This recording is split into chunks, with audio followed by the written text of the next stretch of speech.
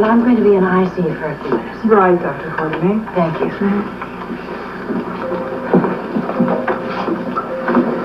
Listen, I hate to drag you back to the hospital, but I really wanted to check in on Mrs. Krikorian before. Oh, it's perfectly all right. I've got something important that I want to do here anyway. How about if we meet down here in the lobby in 15 minutes? Fine. Lee and Gail were so happy, weren't they? They could have been happier than I was. You gave me the greatest cause for celebration I've ever had. Look, can I ask you a favor? Anything. Don't expect too much at the beginning. I understand.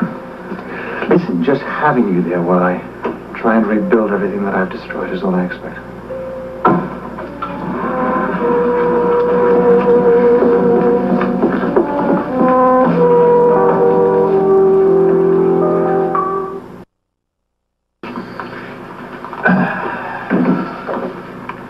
This is probably the most difficult confession I've ever had to make in my life. Yes. I guess the best thing for me to do is to start at the beginning. Not too long ago, I found out that you and Monica spent the night together after the quarantine was lifted. Monica did everything in her power to try and convince me that nothing happened between the two of you, but I wouldn't listen. I said dreadful things to her, things that I'm going to regret for the rest of my life. But I've been fortunate enough for Monica to give me a second chance and forgive me. And I guess that's what I'm asking you to do. Alan, Wait 1 second, just let me finish, Rick, will you? My jealousy vented itself on you as well as on Monica. I swore that I would ruin you professionally. And I set out to do exactly that. I had the Hardwick board change their minds about you. I convinced Larry Forsythe to do that. I had my father change doctors.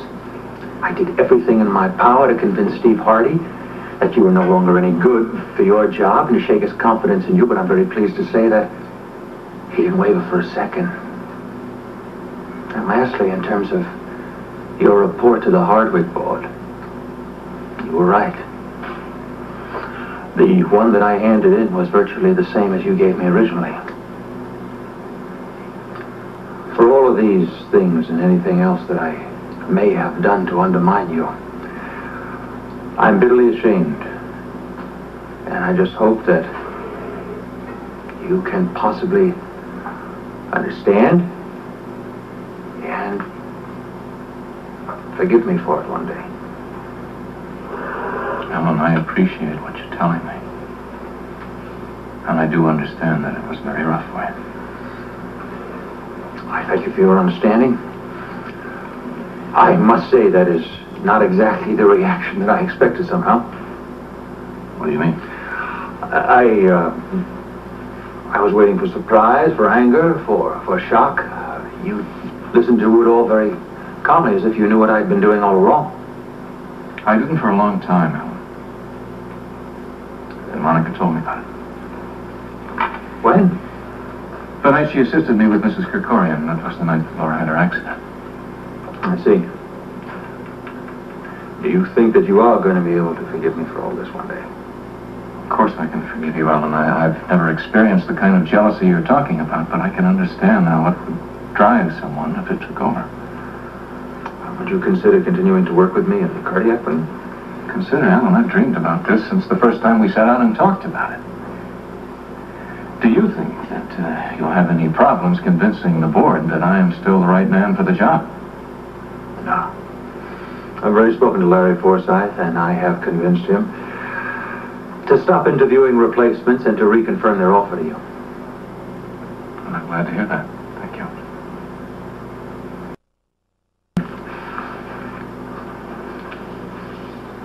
Could you put this on my desk?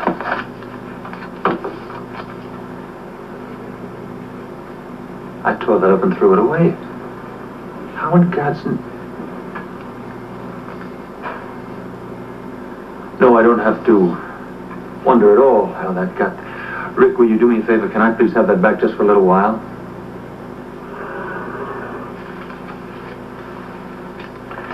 Well, could we shake hands on a friendship and trust that should never have been broken in the first place?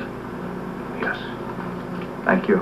Thank you, Alan. Not only should I have known that Monica would never be unfaithful to me, but I also should have realized that you would have never been unfaithful to Leslie.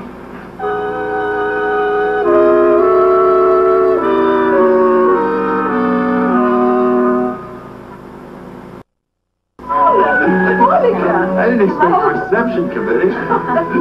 Oh, darling, I'm so sorry. We were just having some cocktails before going down to dinner. Oh, Monica, I've never been so happy to see anybody in my whole life. Thank you, Laura. I've missed you. You know I feel the same way, Monica. Welcome home. Thank you, Effie. Well, I suggest we all go down to dinner and leave Alan and Monica to have a little privacy. No, please don't go. Please stay and have a drink. Are you sure that's all right? Positive. Whatever my beautiful wife wants, she gets. Evening, Tracy. If you're going to say anything at all, like, welcome home and nice to see you again, Alan? My goodness me.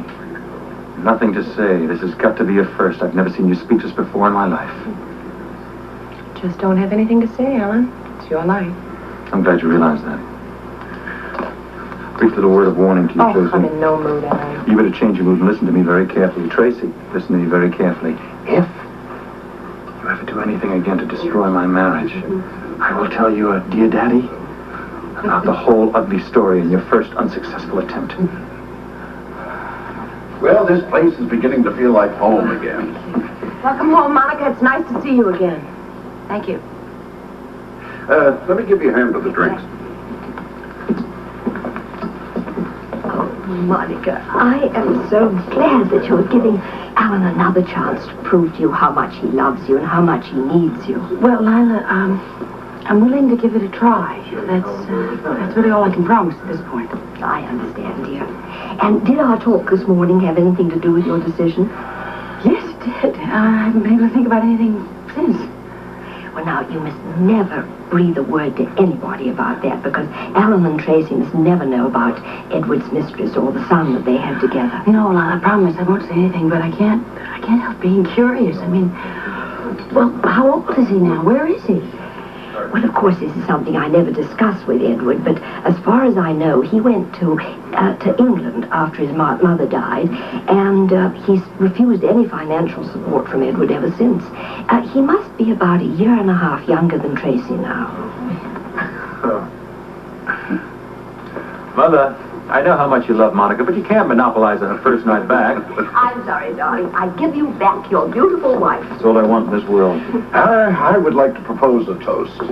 Now, the fact that I'm drinking plain sparkling water doesn't diminish in the slightest the deep feelings that go along with this. To Monica, my daughter, thank you for making your husband and your father so very happy tonight. You know, I've always thought of you as my own daughter, and I want to see you take your rightful place in the Quartermain family from this moment on.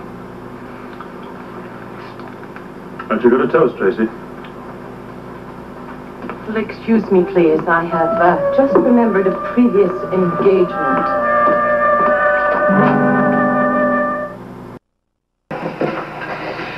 Well, we have the time. I think maybe we should just clear the air a little. Oh, Monica, please. I think everything's as clear as crystal. Well, then, I'd appreciate it if you just listen to me. If you're going to give me a warning about causing trouble, I've already had that lecture from my brother. Thank you very much. Maybe mine will be slightly different.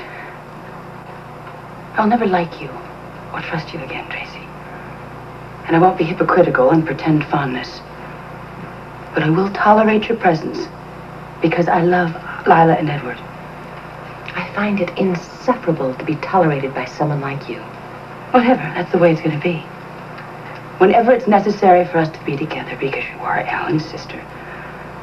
And I'm going to say this again. If you try this, anything like this, I'm going to go straight to Steve Hardy. I will tell him that I am sure you stole the sign-out sheets from his locked file cabinet in his office. And Rich won't have anything to do with you. He wouldn't be involved in a scandal, not in the middle of a political campaign. So you'll be left high and dry. And this is what I'm going to hold over your head, Tracy. Good.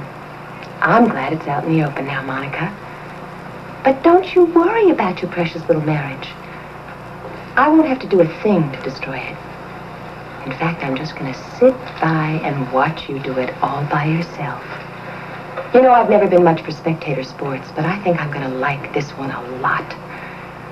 You enjoy your little reconciliation, Monica, while it lasts.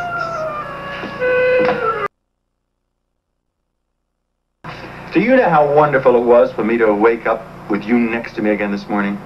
Yes. I hope you felt the same way. Of course. How about proving it?